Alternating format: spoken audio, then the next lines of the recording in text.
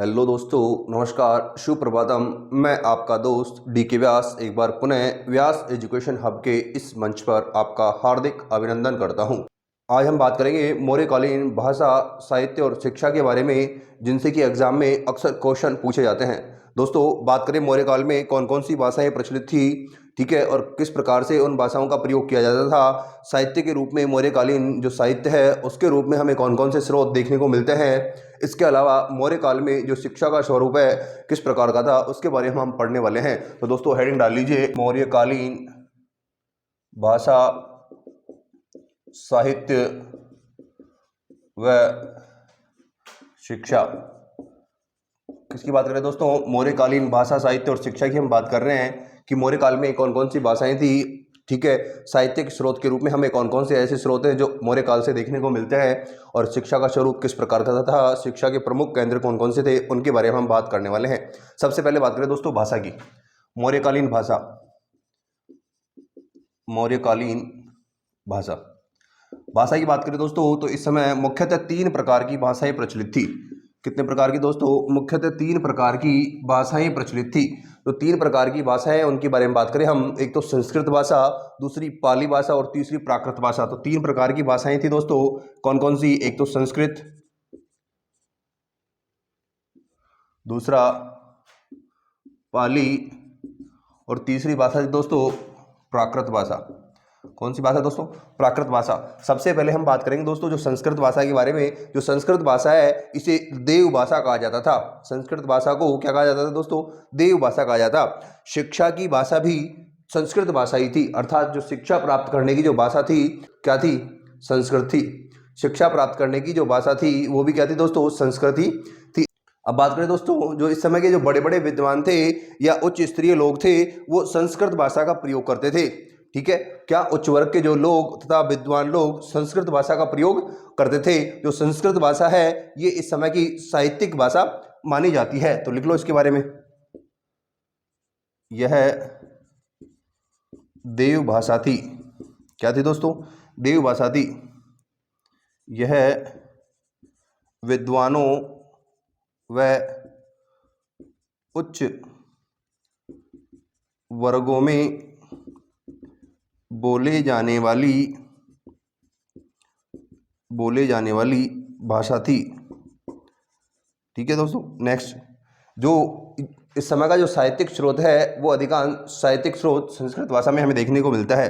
तो यह साहित्य की भाषा थी।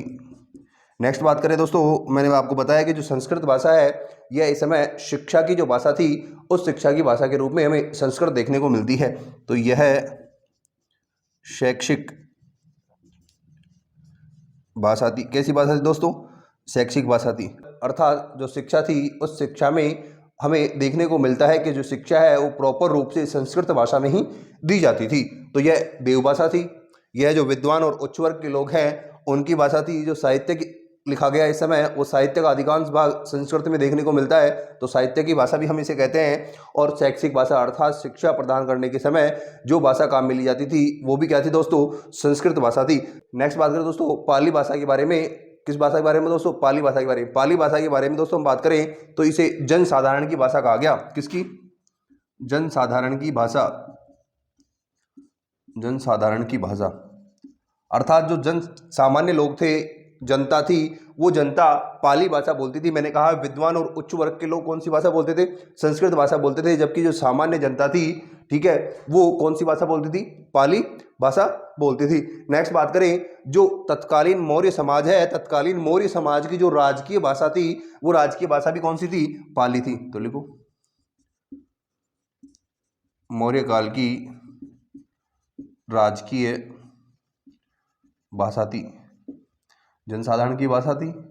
और मौर्य काल की जो राजकीय भाषा थी वो भी हमें कौन सी देखने को मिलती है? पाली भाषा। वो भी हमें भी देखने को मिलती है कि जो मौर्य काल है उस मौर्य काल की राजकीय भाषा कौन सी थी? पाली थी। अब देखिए दोस्तों जो बौद्ध साहित्य है, बौद्ध साहित्य तथा बौद्ध विद्वान हमें देखने को मिलते हैं। अधिकांश बौद्ध विद्वान हैं उन्होंने अपने ग्रंथ पाली भाषा में लिखे हैं। तो जो बौद्ध विद्वान हैं उन बौद्ध विद्वानों की भाषा भी हमें किस में देखने को मिलती है? पाली भाषा में देखने को मिलती है। लेकिन दोस्तों जरूरी नहीं है कि जो बौद्ध विद्वान थे उन बौद्ध विद्वानों ने पाली भाषा में इनकी रचना की। कालांतर में हम देखेंगे, जब गुप्त काल पढ़ेंगे तो गुप्त काल में नागार्जुन एक बौद्ध दार्शनिक हुआ, बौद्ध दार्शनिक जिसने अपनी पुस्तकों की रचना संस्कृत भाषा में की। और बहुत सारे ऐसे विद्वान हैं जिन्होंने अपने ग्रंथों की रचना कौन सी भाषा में की है? संस्कृत भाषा में की है। तो जरूरी नहीं है कि पाली भाषा में ही क्या हो, इनकी रचना हुई हो, लेकिन जो अधिकांश माना जाता है कि जो बौद्ध साहित्य है उस बौद्ध साहित्य की भाषा क्या थी? पाली थी। तो लिखो बौद्ध साहित्यों की भाषा, बौद्ध साहित्यों की भाषा कौन सी है? पाली भाषा। पाली भाषा को बौद्ध साहित्यों की भाषा भी कहा जाता है। अब नेक्स्ट बात करेंगे दोस्तों प्राकृत भाषा के बारे में। तो पाली तो हो गई बौद्धों की भाषा, वैसे ही प्राकृत भाषा जैन साहित्यों की भाषा मानी जाती है। तो इसमें लिख लो जैन साहित्यों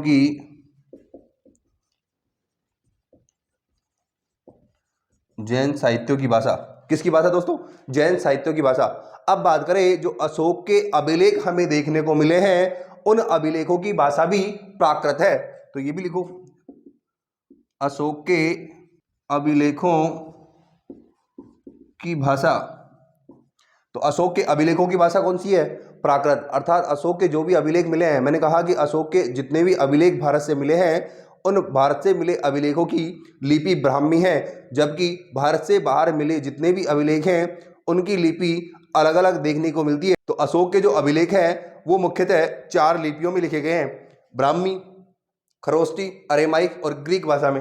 तो भारत से प्राप्त जितने भी अभिलेख हैं वो ब्राह्मी लिपि में मिले हैं और इनकी भाषा कौन सी थी? प्राकृत थी। इनकी भाषा क्या थी दोस्तों?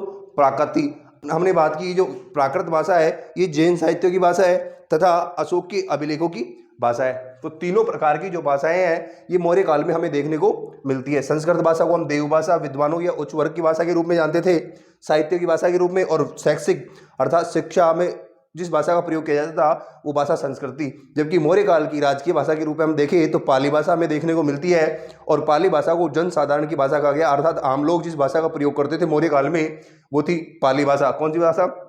पाली भाषा। और जो बौद्ध साहित्य है उन बौद्ध साहित्यों की भाषा भी हमें कौन सी देखने को मिलती है? पाली भाषा देखने को मिलती है। प्राकृत भाषा के बारे में मैंने आपको बताया जैन साहित्यों की भाषा है तथा अशोक के अभिलेखों की भाषा के रूप में हमें प्राकृत भाषा देखने को मिलती है। दोस्तों एक बार आप इसको नोट कर लीजिए, फिर इसके बाद में हम पढ़ेंगे साहित्य। अब हम बात करें जो मौर्यकालीन साहित्य है उसके बारे में, तो हेडिंग डालो मौर्यकालीन साहित्य। मौर्यकालीन साहित्य। दोस्तों जो मौर्यकालीन साहित्य है, इस मौर्यकालीन साहित्य में हम देखें तो सबसे प्रमुख जो साहित्यिक स्रोत हमें देखने को मिलता है वो साहित्यिक स्रोत है अर्थशास्त्र। कौन सा है दोस्तों? अर्थशास्त्र। दोस्तों जो ये अर्थशास्त्र है इस अर्थशास्त्र की रचना किसने की है? कौटिल्य ने इसकी रचना की है। लेकिन दोस्तों बात करें जब मौर्य काल था, मौर्य काल में लिखा गया ताड़पत्र पर लिखा गया। 1905 ईस्वी में मैसूर में एक किसान था, उस किसान को ताड़ वृक्ष के जो पत्ते होते हैं उस ताड़ वृक्ष के पत्तों पर ये अर्थशास्त्र के जो श्लोक और इसका जो प्रकरण अध्याय है ये लिखे हुए मिले। इसका लेखांकन कब? 1909 ईस्वी में श्याम शास्त्री द्वारा किया गया। किसके द्वारा? श्याम शास्त्री द्वारा। तो जो अर्थशास्त्र है इसका प्रकाशन 1909 ईस्वी में श्याम शास्त्री द्वारा किया गया, जबकि यह 1905 ईस्वी में ताड़ के वृक्ष के पत्तों पर लिखी हुई एक किसान को मिली थी। तो कहाँ का किसान था? मैसूर का किसान था। तो लिख लो यह मूल रूप से प्राप्त नहीं है, परंतु 1905 ईस्वी में मैसूर के एक किसान को ताड़ वृक्ष के पत्तों पर लिखी मिली, जिसका लेखांकन 1909 ईस्वी में श्याम शास्त्री द्वारा किया गया। किसने लिखी दोस्तों? श्याम शास्त्री ने इसका लेखांकन अर्थात इसका प्रकाशन किसने किया? श्याम शास्त्री ने किया। 1909 ईस्वी में मिली किसको? 1905 में एक किसान को, मैसूर का किसान था, उसको मिली थी ताड़ वृक्ष के पत्तों पर ये लिखी हुई थी और इसका प्रकाशन 1909 में श्याम शास्त्री के द्वारा किया गया। अब बात करें दोस्तों जो अर्थशास्त्र है, अर्थशास्त्र की रचयिता के बारे में, तो इसके लेखक ठीक है, तो लेखक है कौटिल्य। ठीक है, एक अन्य नाम मिलता है वो है विष्णुगुप्त, एक इनका और अन्य नाम मिलता है वो है चाणक्य। तो जो कौटिल्य थे उन कौटिल्य के 3 अन्य नाम हमें देखने को मिलते हैं, विष्णुगुप्त और चाणक्य भी इसके नाम हमें देखने को मिलते हैं। तो कौटिल्य को कौटिल्य, विष्णुगुप्त और चाणक्य के नाम से जाना जाता है। अब बात करें जो अर्थशास्त्र दोस्तों, इस अर्थशास्त्र में 15 अधिकरण हैं। कितने? 15 अधिकरण, 150 अध्याय तथा 180 प्रकरण हैं। देखो अर्थशास्त्र में 15 अधिकरण, 150 अध्याय व 180 प्रकरण तथा 6000 श्लोक हैं। कितने श्लोक है दोस्तों? 6000 श्लोक है। अर्थात कितने? 15 तो इसमें क्या है, 15 इकाइयां हैं और 15 इकाइयों को 150 अध्यायों में विभाजित कर रखा है। और जो ये 150 अध्याय हैं, इन 150 अध्यायों में लगभग 180 टॉपिक दिए हुए हैं, अर्थात 180 जो मूल विषय हैं उन मूल विषयों पर चर्चा की गई है, जिनका उल्लेख लगभग 6000 श्लोकों में किया गया है।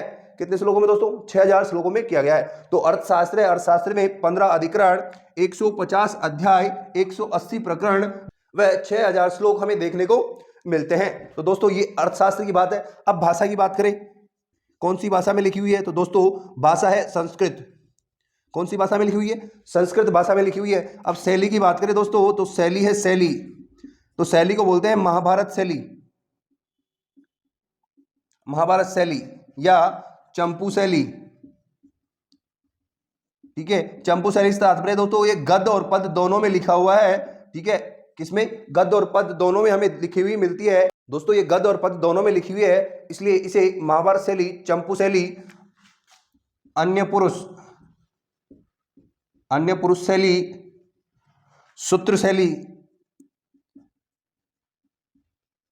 आदि नामों से जाना जाता है। दोस्तों जो अर्थशास्त्र है उस अर्थशास्त्र को महाभारत शैली में, चंपू शैली में, अन्य पुरुष शैली में, सूत्र शैली में आदि में लिखा गया है। ठीक है, तो ये सब क्या है, लगभग इनमें क्या है, समानता है, सब एक जैसी है, इसलिए इन्हें इनके समकक्ष देखा जाता है कि महाभारत शैली भी हो सकती है, चंपू शैली भी हो सकती है, अन्य पुरुष शैली भी हो सकती है और सूत्र शैली भी हो सकती है। तो जो अर्थशास्त्र है उस अर्थशास्त्र का लेखांकन कौन सी शैली में? महाभारत, चंपू, अन्य पुरुष और सूत्र शैली में किया गया है।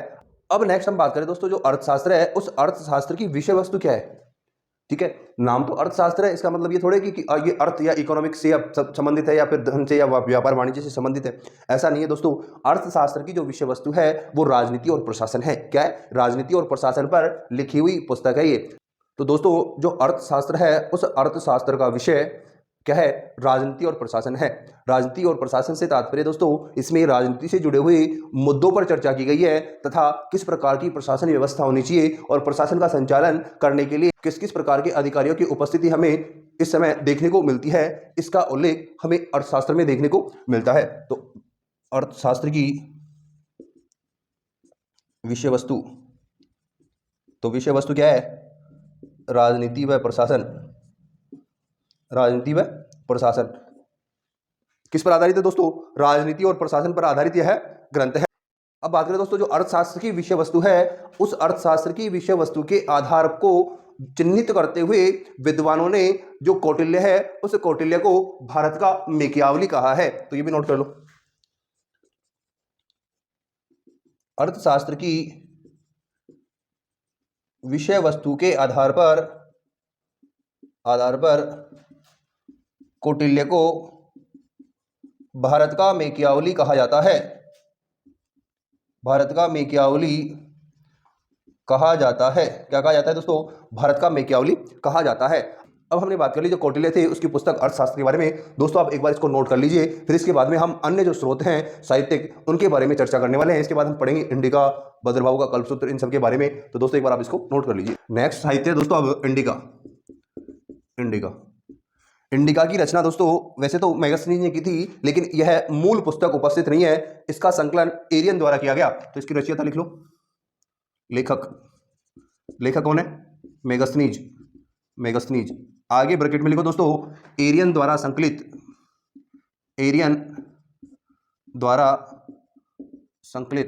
तो संकलन किसने किया?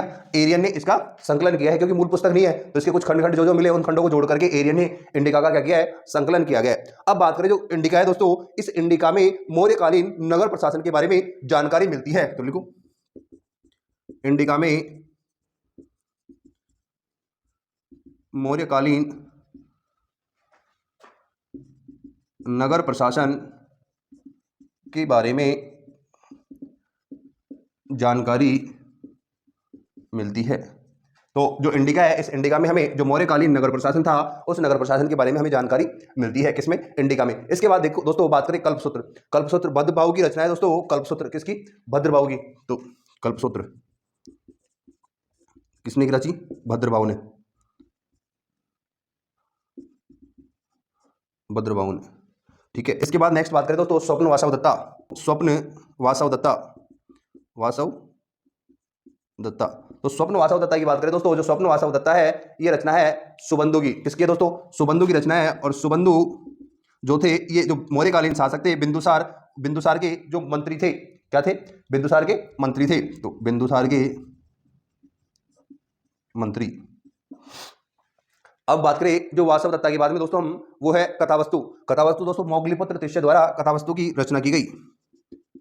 मौखलीपुत्र तिष्य पुस्तक है कथावस्तु। दोस्तों इनसे जो मौर्यकालीन प्रशासन है या मौर्यकालीन समाज है उसके बारे में जानकारी मिलती है। मौर्यकालीन जो शासक हुए उनके बारे में जानकारी हमें इन साहित्यों से देखने को मिलती है, इसलिए हम इन साहित्यों को पढ़ रहे हैं। एग्जाम में एग्जामिनर कभी कभी इन पुस्तकों के नाम दे देता है और साथ में बोलता है कि ये पुस्तक किसने लिखी है, उसके लेखक का नाम पूछता है, या फिर एक तरफ ए और ब दो प्रकार सुमेलित कीजिए, ऐसे प्रश्न भी आ जाते हैं। तो एक तरफ पुस्तकों के नाम दे देगा, एक तरफ राइटरों के नाम दे देगा, आपको उसमें मेल करना है। इस बात करें दोस्तों महावंश। महावंश दोस्तों इस महावंश में जो मौर्यकालीन प्रशासन व्यवस्था है उसके बारे में उल्लेख किया गया है, तथा जो चंद्रगुप्त मौर्य है, इस चंद्रगुप्त मौर्य को इस महावंश में सकल जम्बूद्वीप का स्वामी कहा गया है। क्या कहा गया है? सकल जम्बूद्वीप का स्वामी कहा गया है। तो इसमें चंद्रगुप्त मौर्य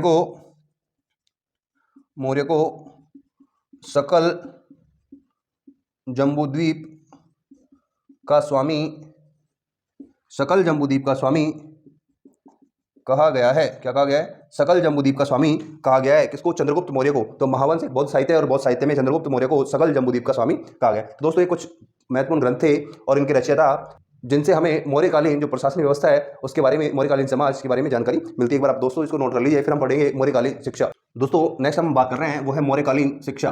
किसके बारे में? मौर्यकालीन शिक्षा के बारे में बात करें दोस्तों। मौर्यकालीन शिक्षा, उससे पहले हम बात करें दोस्तों जो शिक्षा की व्यवस्था है, हम देखें प्राचीन काल में हमारी जो शिक्षा की व्यवस्था है ये गुरुकुलों में होती थी। इसके अलावा जो आश्रम होते थे और जो मठ होते थे उन मठों में शिक्षा प्रदान की जाती थी। लेकिन हम देखें दोस्तों कि हमें शिक्षा का बड़ा केंद्र मौर्यकाल में तक्षशिला देखने को मिलता है। तक्षशिला के बारे में कहा जाता है दोस्तों यह विश्व का प्रथम विश्वविद्यालय माना जाता है। तो दोस्तों एक बार शिक्षा में लिख लीजिए,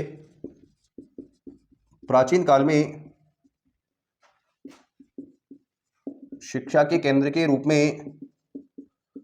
रूप में आश्रम, मठ व गुरुकुल होते थे, जिन्हें राजकीय संरक्षण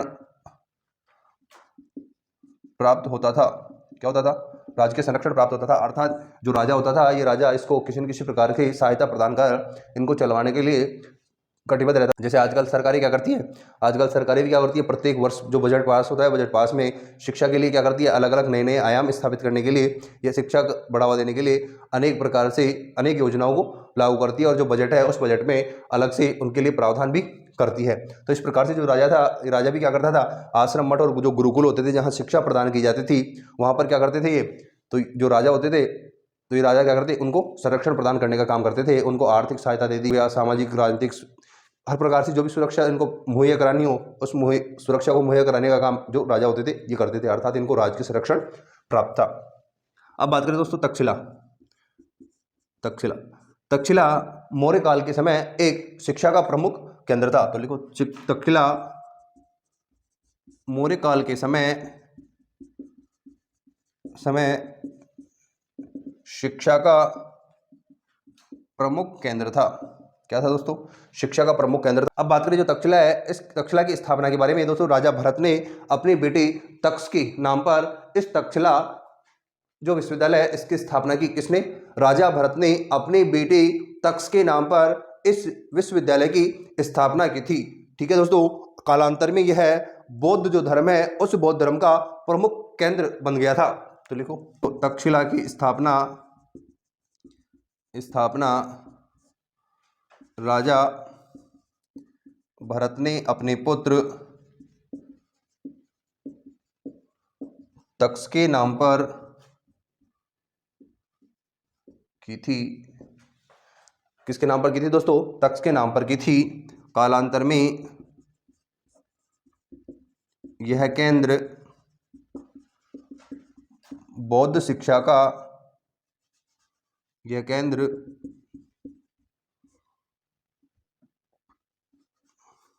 कालांतर में यह केंद्र बौद्ध शिक्षा का महत्वपूर्ण केंद्र बन गया। अब बहुत सारे लोग हैं दोस्तों, बहुत सारे लोगों ने शिक्षा कहाँ प्राप्त की? तक्षशिला में प्राप्त की। और बहुत सारे ऐसे लोग हैं जिन्होंने यहाँ गुरु के रूप में पढ़ाने का काम किया, जैसे चाणक्य हुआ। ठीक है, तो हम बात करें बहुत सारे ऐसे लोग हैं जिनको यहाँ से शिक्षा प्राप्त हुई। तो लिखो, तक्षशिला से मगध के राजा बिंबिसार वैद्य जीवक कौशल नरेश प्रसेनजीत तथा चाणक्य व चंद्रगुप्त जैसे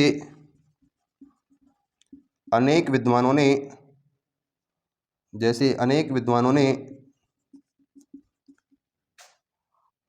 शिक्षा प्राप्त की।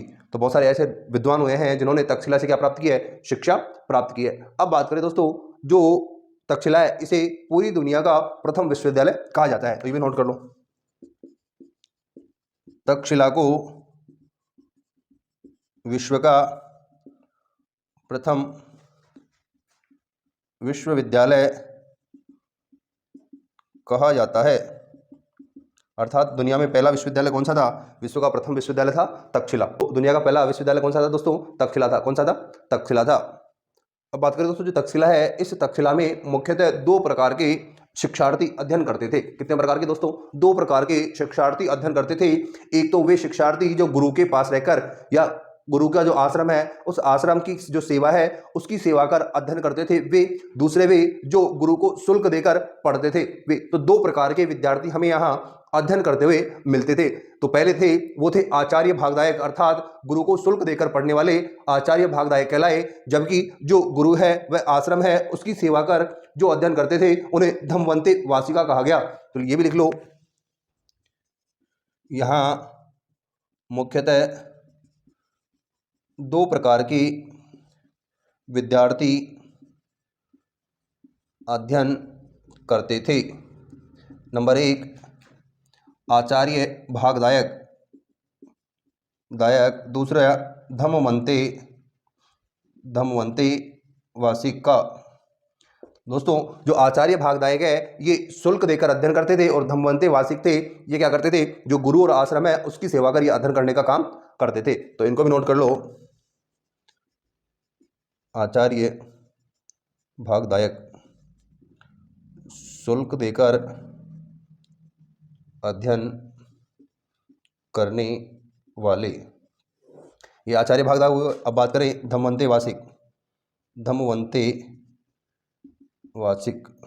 तो धम्मवंते वासिक थे गुरु व आश्रम की सेवा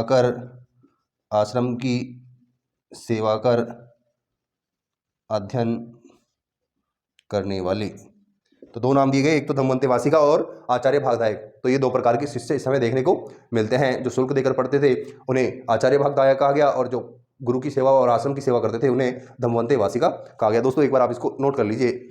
अब हम बात करें दोस्तों, जो मौर्य काल है इस मौर्य काल के पतन के क्या क्या कारण हैं। पतन के कारणों के बारे में हम बात करें तो बहुत सारे इतिहासकार हैं, उन इतिहासकारों के अपने अपने अलग अलग मत हैं। इन मतों को दोस्तों हम देखें कि किस इतिहासकार का क्या मत है। तो सबसे पहले हम बात करें हेमचंद्र राय चौधरी, आर.डी. बनर्जी, के.पी. जायसवाल और डी.आर. भंडारकर ने अशोक की जो शांतिवादी नीति थी उस शांतिवादी नीति को जो मौर्य साम्राज्य है इसके पतन का कारण बताया है। इन्होंने कहा कि अशोक ने कलिंग युद्ध के बाद जो शांतिवादी नीति अपनाई, उस शांतिवादी नीति के कारण अनेक जो पड़ोसी या विदेशी आक्रांता है, इन्होंने इसके साम्राज्य पर अधिकार कर लिया और अशोक ने किसी प्रकार का कोई कदम नहीं उठाया। इस कारण जो मौर्य साम्राज्य है इसका पतन हो गया। तो किसने कहा? Hemchandra Ray Chaudhuri, R D. Banerji, K P. Jayaswal, D R. Bhandarkar ने कहा कि अशोक की जो शांतिवादी नीति है, इस अशोक की शांतिवादी नीति के कारण मौर्य साम्राज्य का पतन हो गया। क्या हो गया दोस्तों? मौर्य साम्राज्य का पतन हो गया। नेक्स्ट बात करें दोस्तों, रोमिला थापर। रोमिला थापर ने कहा कि जो मौर्यकालीन प्रशासन व्यवस्था थी, ये प्रशासन व्यवस्था अत्यधिक केंद्रीकृत थी, अर्थात सारा जो फैसला है वो केंद्र द्वारा लिया जाता था। इसमें विकेंद्रीकरण का किसी प्रकार का कोई नामो निशान तक नहीं था। इस कारण से लोगों में ये राष्ट्रीय चेतना का भाव उत्पन्न नहीं कर पाए और इस कारण से मौर्य साम्राज्य का पतन हो गया। तो जो केंद्रीकरण की नीति है, उस केंद्रीकरण की नीति और राष्ट्रीय चेतना के अभाव को मौर्य साम्राज्य का पतन माना है। किसने? रोमिला थापर ने।